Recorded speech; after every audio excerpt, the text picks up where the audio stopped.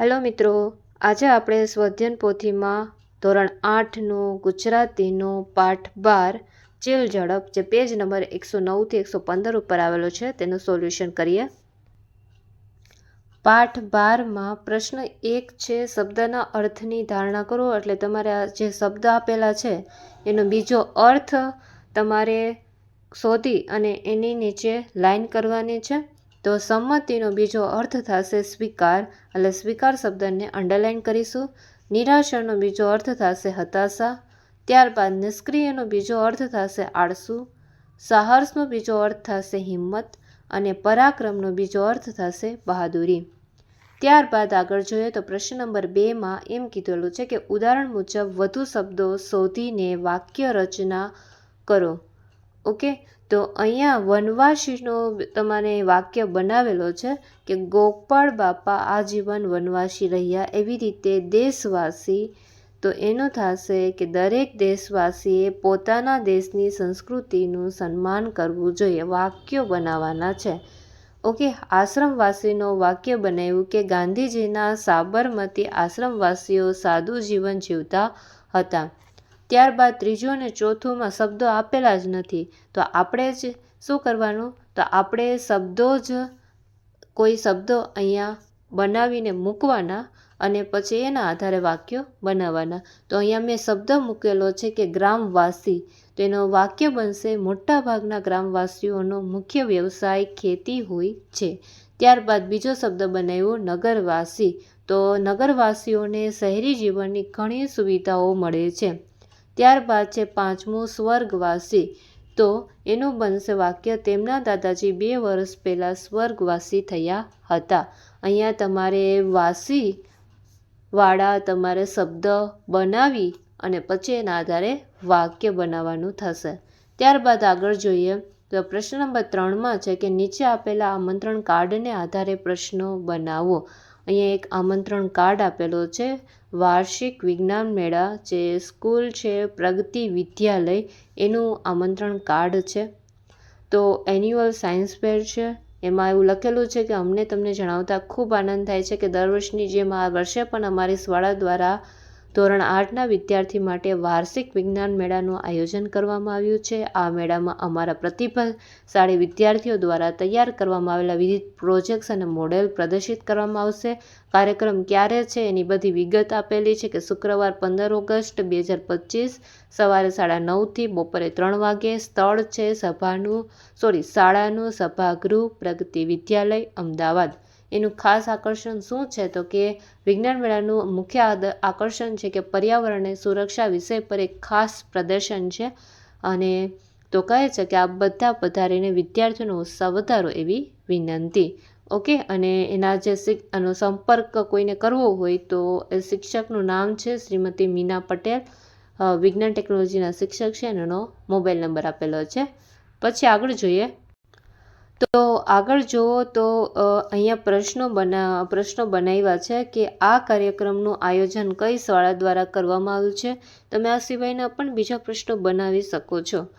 બીજું બનાવ્યું છે કે આમંત્રણ કાર્ડમાં શેના આયોજન વિશે જણાવવામાં આવ્યું છે. ત્યારબાદ ત્રીજું છે કે કાર્યક્રમનું સ્થળ કયું છે. વિજ્ઞાન મેળામાં વિદ્યાર્થીઓ દ્વારા શું પ્રદર્શિત કરવામાં આવશે. અને પાંચમું છે વિજ્ઞાન મેળાની તારીખ અને સમય શું છે.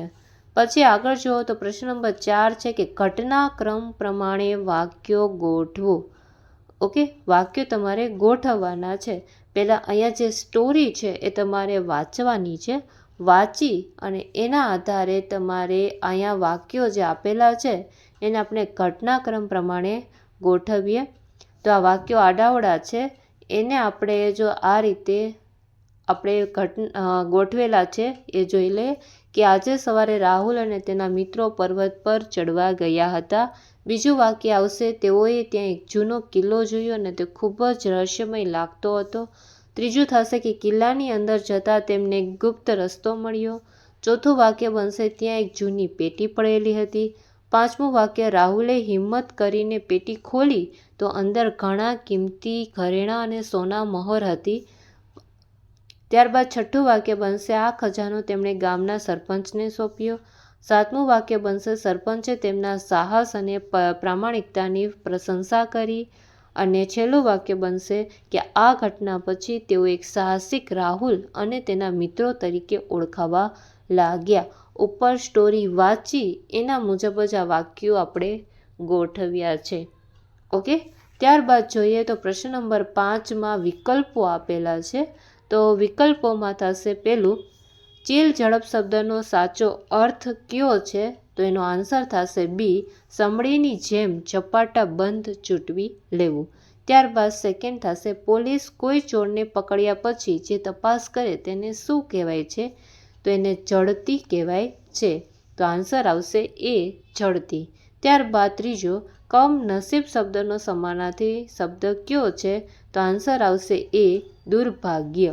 ત્યારબાદ ચોથું, માયા દ્વારા ઊભી થતી જંજાળ માટે એક શબ્દ આપો.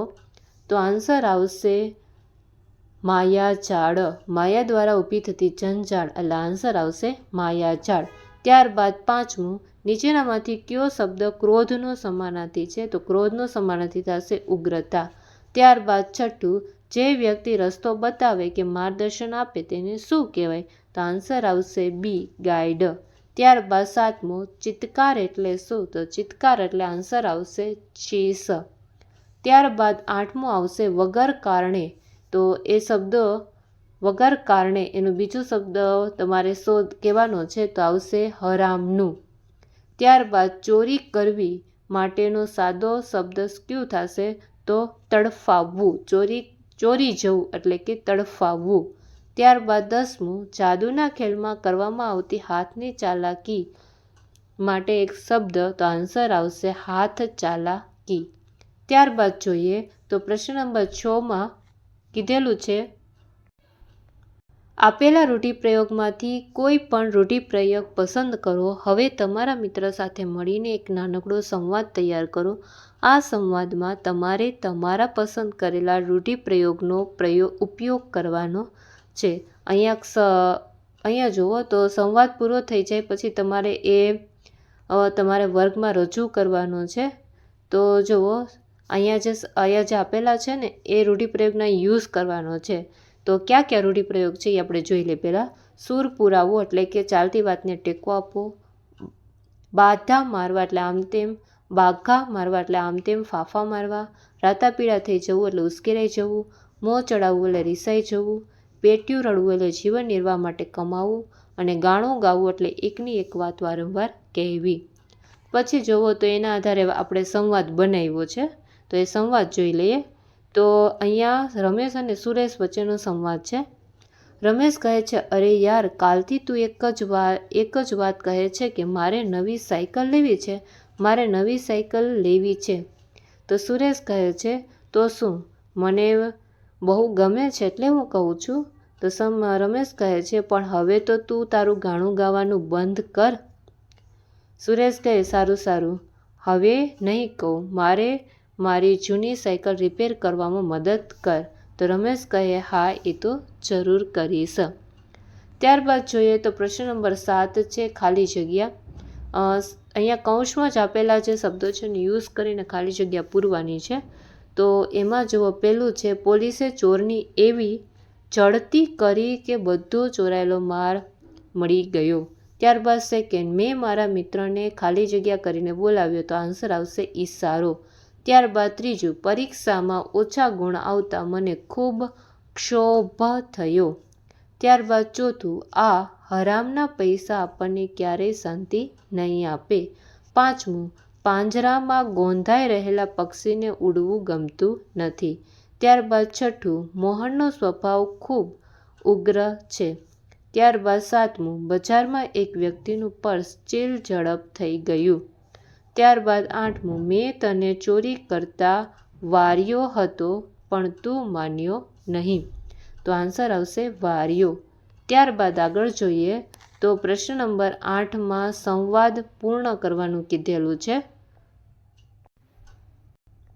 તો જુઓ, આજે વર્ગમાં રજા છે. શાળાના બગીચામાં રમત રમવા માટે બાળકો ભેગા થયા છે, પરંતુ રમત રમતી વખતે તેઓએ એક પક્ષીના માળાને તોડી નાખ્યો. માળામાં નાના બચ્ચા હતા. બાળકોને પોતાની ભૂલનો અહેસાસ થાય છે અને તેઓ શું કરવું તેની ચર્ચા અહીંયા કરી રહ્યા છે. તેમાં નિશા બોલે છે, અરે વિમલ, આ બધું શું થઈ ગયું? આપણાથી આ પક્ષીનો માળો તૂટી ગયો. જો આમાં તો નાના બચ્ચા પણ છે. મને ખૂબ દુઃખ થાય છે. તો વિમલ કહે, હા નિશા, મારાથી પણ ભૂલ થઈ ગઈ. આપણે રમવામાં એટલા મશગુલ હતા કે ધ્યાન જ ન રહ્યું. હવે આ બચ્ચાનું શું થશે? તેની માતા તેમને કેવી રીતે શોધી શકશે? તો નિશા બોલે છે, હા, હવે આપણે આપણી ભૂલ સુધારવાનો પ્રયત્ન કરવો પડશે. ચાલ, પહેલાં તો આ બચ્ચાને સુરક્ષિત જગ્યાએ રાખીશ, પછી કોઈ શિક્ષકને બોલાવીને તેની મદદ લઈએ. વિમલ કહે, હા, ખરું છે. શિક્ષક આપણને યોગ્ય રીતે માર્ગદર્શન આપશે. અહીંયા નો આવશે, માર્ગદર્શન આપશે. ત્યારબાદ નિશા કહે છે, અને આગળથી આપણે બગીચામાં રમતી વખતે વધુ સાવધાની રાખીશું, જેથી ફરી પક્ષી અથવા પ્રાણીને નુકસાન ન થાય. ઓકે, અહીંયા એક જ વાર પક્ષી આવશે. કોઈ પક્ષી અથવા પ્રાણીને નુકસાન ન થાય. ત્યારબાદ જો તો પ્રશ્ન નંબર 9માં છે કે નીચે આપેલા વાક્યોમાંથી વર્ણાનુપ્રાસ અને ઉપમા અલંકાર ઓળખીને તેની સામે યોગ્ય અલંકારનું નામ લખો. ઓકે, વર્ણાનુપ્રાસ અને ઉપમા અલંકાર છે કે બેમાંથી એક હશે. તમારે શોધવાનું છે કે આ ઉપમા છે કે વર્ણાનુપ્રાસ છે, અને પછી એનું નામ લખવાનું થશે. તો જુઓ, પહેલું વાક્ય છે, દમયંતીનું મુખ ચંદ્ર જેવું સુંદર છે. તો અહીંયા જેવું શબ્દ આવ્યો ને, જેવું શબ્દ આવ્યું એટલે એનો આન્સર બનશે ઉપમા અલંકાર. ઓકે, ત્યારબાદ મીઠા મધુને મીઠા મેહુલા રે લોલ. તો અહીંયા જુઓ, અહીંયા પણ મ છે અને અહીંયા પણ મ છે, એટલે મ રિપીટ થાય છે, એટલે આ અલંકારનું નામ થશે વર્ણાનુપ્રાસ અલંકાર. ત્યારબાદ જુઓ ત્રીજું, મનેક જાણે એક મધમાખી. જાણે શબ્દ આવ્યો એટલે આ અલંકાર બનશે ઉપમા અલંકાર. ત્યારબાદ ચોથું, સુંદર સરોવરનો સાર સૂરજ સેવે છે. અહીંયા સ રિપીટ થાય છે, બધામાં સ જ આવે છે, એટલે આ અલંકારનું નામ બનશે વર્ણાનુપ્રાસ અલંકાર.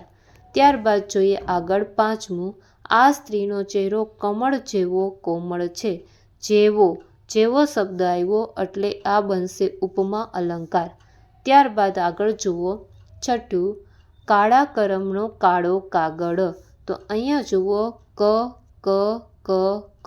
તો ક શબ્દ વારંવાર આવે છે, એટલે આ અલંકારનું નામ બનશે વર્ણાનુપ્રાસ અલંકાર. સાતમું, ભમતા ભમતા ભૂખ લાગી. તો ભ તો ભ રિપીટ થાય છે એટલી બધી વાર, એટલે આ અલંકારનું નામ થશે વર્ણાનુપ્રાસ અલંકાર. ત્યારબાદ આઠમું, દાદીમાની આંખો આકાશ જેવી વિશાળ હતી. જેવી શબ્દ આવ્યો એટલે આ અલંકાર બનશે ઉપમા અલંકાર. નવમું, વસંતનું વાતાવરણ વહાલું લાગે છે. બધામાં વ આવે છે, એટલા માટે આ બનશે વર્ણાનુપ્રાસ અલંકાર. ત્યારબાદ જુઓ 10મું, કમળાનું હૈયું ફૂલ જેવું કોમળ હતું. તો જેવું શબ્દ આવે છે એટલે બનશે ઉપમા અલંકાર. ત્યારબાદ જુઓ પ્રશ્ન નંબર 10 છે. અહીં વાર્તાની શરૂઆત આપેલી છે. તમારે તમારી કલ્પના શક્તિનો ઉપયોગ કરીને વાર્તાને નવીન રીતે આગળ વધારવાની છે અને તેનો આશ્રય પ્રમાણે એવો અંત લાવવાનો છે. તો વાર્તાની શરૂઆત અહીંયા આપેલી છે કે એક નાનકડા ગામમાં એક ગરીબ ખેડૂત રહેતો હતો. તેનું નામ રામજી હતું. રામજી દિવસ રાત ખેતરમાં ખૂબ મહેનત કરતો, પણ વરસાદ ઓછો પડવાને લીધે તેને જોઈતું ફળ મળતું ન હતું.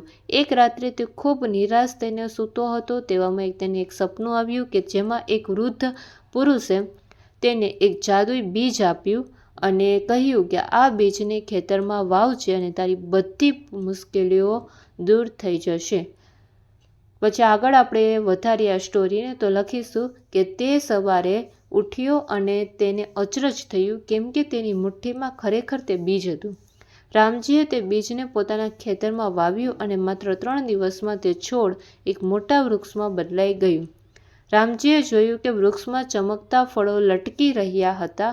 તેણે જેવું ફળ તોડ્યું ત્યાં તો વરસાદ આવવા લાગ્યો.